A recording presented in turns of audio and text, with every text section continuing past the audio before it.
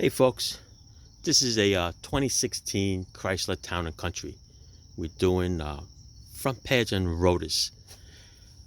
I want to show you a little hack over here. I don't recommend it to do it all the time, only if you're changing the brake pads and the rotors, okay?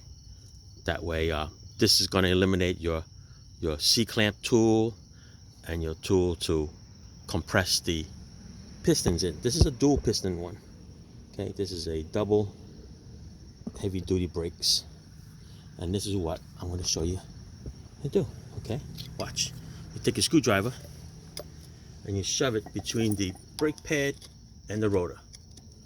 All right, nice heavy duty screwdriver. Okay, I jam it in there and then I slowly compress the piston. It's a dual piston, so you're going to have to do top and bottom. Do not use a cheap screwdriver because it will break. Get a nice quality screwdriver. I don't recommend using a chisel. That's a little too crazy. But watch, while it's still mounted, don't take any screws off the caliper. Because it's a dual piston, this is what I'm doing it here.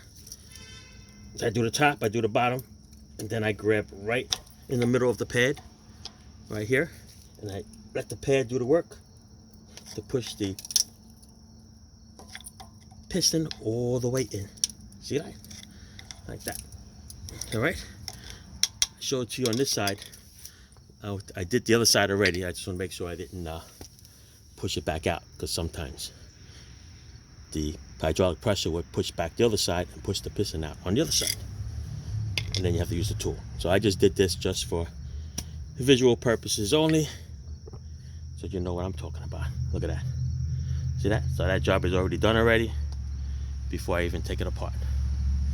All right. Thanks for watching.